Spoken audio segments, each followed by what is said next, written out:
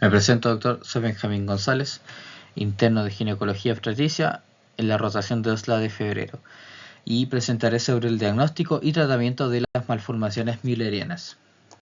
Inicialmente mencionar que el origen se da en el desarrollo de los ductos paramesonéficos, y esto principalmente por la falla en la fusión de estructuras cuando se conectan al seno urogenital.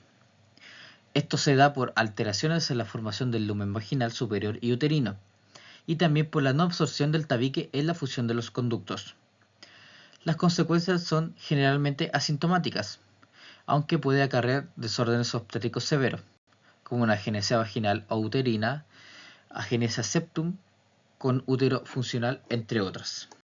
Respecto a epidemiología, se destacan los trabajos de Zavarelas et al., que nos menciona una prevalencia de las anormalidades uterinas en un 6,7% de la población en general, y dentro de ese número se desglosa que el 7,3% es en mujeres estériles, el 16,7% es en mujeres con antecedentes de aborto. La alteración más común corresponde al septum del útero en mujeres estériles y un útero arqueado en mujeres con antecedentes de aborto. Y el otro estudio que se menciona, el de Nahum et al., nos menciona las anormalidades uterinas en un 0,5% de la población en general, y dentro de esa un 0,17% en mujeres fértiles y un 3,5% en mujeres infértiles. Hablando de etiopatogenia, esto se da principalmente por una ausencia del factor inhibidor mülleriano, que nos conduce a una degeneración de los ductos mesonéfricos y el desarrollo como tal de ductos paramesonéfricos. Estas estructuras son bilaterales, sufren estiramientos alrededor de la 9ª semana de embarazo y permanecen abiertas y separadas en el segmento superior, originando así las trompas de falopio. Respecto al segmento inferior, se unen para formar el útero y los 2 tercios superiores de la vagina. Después de la fusión, el tabique entre los conductos paramesonéficos comienza a absorberse para formar el canal útero-vaginal, y alrededor de la semana 12 de embarazo, el útero adquiere una forma normal y su desarrollo se completa en la semana 22. Para el desarrollo de la vagina como tal, es necesario tener la fusión del seno urogenital con las estructuras müllerianas, lo que da origen al tubérculo de Müller. Esto induce la formación de la placa vaginal, cuya canalización se completa en la semana 20. Mencionar que 4/5 superiores de la vagina son de origen mülleriano y el quinto restante inferior se da por un origen en el seno urogenital. Ante esto, los ovarios y las trompas uterinas tienen un origen distinto y no se asocian con las anomalías müllerianas. El epitelio del tercio superior de la vagina se origina en el primordio útero-vaginal, mientras que los 2 tercios inferiores en el seno urogenital. Respecto al himen, es signo de la membrana endodérmica. Debido al mismo origen mesodérmico de los tractos genital y urinario, cualquier anomalía paramesonéfrica podría estar asociada a una anomalía renal, lo que siempre debe investigarse en estos pacientes. Las malformaciones congénitas del aparato genital femenino ocurren cuando hay un fallo en alguna etapa de la embriogénesis y la mayoría de ellas aún no tiene etiología. Algunos estudios muestran la asociación con mutaciones genéticas y los más citados son los de OXA13, que nos puede dar el síndrome mano-pie genital, y el OXA10, que es expresado en los conductos paramesonéfricos embrionarios. Respecto a las malformaciones, varían desde la aplasia completa asociada a disfunciones urinarias, si ocurren entre las semanas 6 y 9, hasta la septación total o parcial, raramente asociada a malformaciones urinarias, si ocurren entre la semana 13 y 17. Respecto a clasificación, múltiples se han usado sin consenso. La más usada era la de Buttram and Gibbons, modificada por la ASRM. Actualmente también se ocupa la ESR y la ESG, que proponen otra clasificación, basada en la anatomía, el origen embriológico, grado de deformidad uterina, anomalías cervicales o vaginales. Y la clasificación que se ocupa actualmente es la fusión de ambas. La clase 1 corresponde a la agenesia o hipoplasia de útero y vagina, que en su forma extrema se conoce como el síndrome MRKH. El fallo se produce al inicio del desarrollo de los conductos de Müller, cuyo extremo caudal está destinado a fusionarse y originar la parte superior de la vagina y el cuello uterino. Es una anomalía congénita, que se presenta con la agenesia o hipoplasia uterina severa y ausencia de los 2 tercios superiores de la vagina, en pacientes con cariotipo femenino normal, y desarrollo de caracteres sexuales secundarios compatibles con la edad. El tercio inferior de la vagina rara vez llega a los 2 centímetros de profundidad. Respecto a prevalencia, es de 1 en 4.500 o 5.000 mujeres, y a pesar de ser una enfermedad rara, se considera la segunda causa más común de amenorrea primaria después del hipogonadismo. El síndrome MRKH se clasifica en dos grupos: el típico, que va con una agenesia uterovaginal aislada, y el atípico, que está asociado a malformaciones extragenitales de los riñones, el esqueleto, el sistema auditivo y el corazón. Respecto a la clínica, las pacientes presentan amenorrea primaria e incapacidad para el coito vaginal. Y respecto a las malformaciones extragenitales, más presentes son las renales, variando entre el 15 y el 34% entre varios autores. La clase 2 corresponde al útero unicorne, que se produce cuando uno de los conductos de Müller no logra migrar a su lugar correcto y se produce un fallo en el desarrollo unilateral. Este cuerno uterino puede ser único cuando existe agenesia completa de uno de los conductos de Müller o acompañarse de otro cuerno uterino rudimentario, que podría ser de tres tipos: sin cavidad, cavitado o cavitado no comunicante. El endometrio, en esta última, sufre una estimulación hormonal y su cavidad aumenta progresivamente de volumen debido a la retención de la sangre menstrual, que no tiene forma de salir. Esto provoca dolor y un aumento del volumen abdominal. Las pacientes con útero unicorne tienen mal pronóstico reproductivo y pueden tener complicaciones obstétricas como abortos, restricción del crecimiento intrauterino, parto prematuro, entre otras. La presencia de una sola arteria uterina y el pequeño aporte de las arteriolas contralaterales compromete la irrigación sanguínea, reduciendo la masa muscular del órgano. En temas estadísticos, el útero unicorne representa el 0,3 al 4% de las anomalías uterinas. Ocurre en 1 en 5.400 mujeres y el 74 a 90% está asociado con un cuerno rudimentario.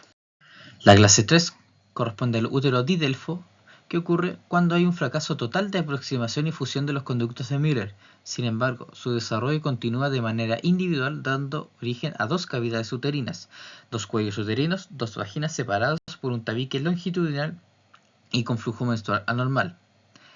El tabique también puede ser oblicuo y obstruir una de las vaginas y provocar retención del flujo menstrual de ese hemiútero, provocando dolor pélvico y lumbar, malestar vaginal, hematocolpos, hematometra y hematosalpinx. Cuando todo esto se suma a la agenesia renal ipsilateral, se denomina el síndrome Herrling-Werner-Bürgerlich y representa entre el 3 al 4% de las malformaciones müllerianas. Respecto al pronóstico obstétrico, es bueno y se han reportado casos de embarazos gemelares con un feto en cada útero. La clase 4 corresponde al útero bicorne, que se produce cuando hay un fallo en la fusión de las dos estructuras müllerianas, que da como resultado dos cuernos uterinos y un solo cuello uterino. Dependiendo del grado de deficiencia de la fusión, el útero bicorne puede ser completo, cuando las cavidades están separadas hasta el orificio interno del cuello uterino y no están unidas, o parcial, cuando existe una vinculación.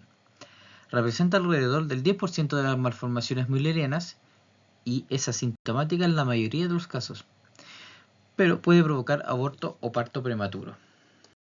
La clase 5 corresponde al útero septado, que este es resultado del déficit en la reabsorción del tabique mediano tras la fusión de las estructuras müllerianas.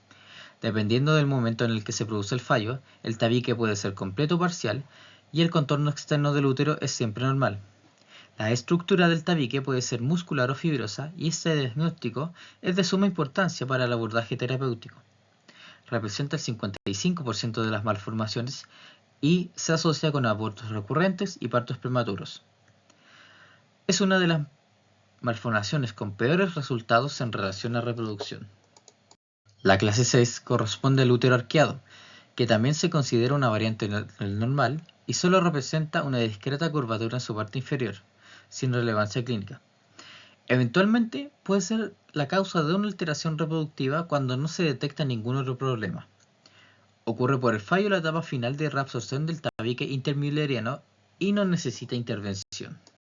Respecto a la clase 7, este es inducido por el dietilestilbestrol, representando por un útero en forma de T, detectado en hijas de mujeres que utilizaron este fármaco durante el embarazo. Se puede encontrar una cavidad uterina irregular e hipoplásica, y hay pocas posibilidades de embarazo y un alto riesgo de aborto espontáneo o embarazo ectópico. Este fármaco se suspendió en 1971 y por este motivo se trata de una anomalía cada vez más rara que tiende a desaparecer. La clasificación B3 corresponde al tabique vaginal transverso, que resulta de la falla en la canalización de la placa vaginal en el punto donde el seno urogenital se une con el conducto de Müller y no se asocia con otras malformaciones. Puede estar perforado o no, con variaciones de espesor y localización a lo largo de la vagina. Las mujeres con tabique perforado tardan más en tener un diagnóstico porque menstruan normalmente y presentan pocos síntomas. El grosor y la localización son sumamente importantes para definir el tratamiento. Las más bajas, las más delgadas y las perforadas tienen mejores resultados, mientras que las más altas, más gruesas, tienen grandes probabilidades de complicaciones como una fístula rectovaginal y concluir en una histerectomía.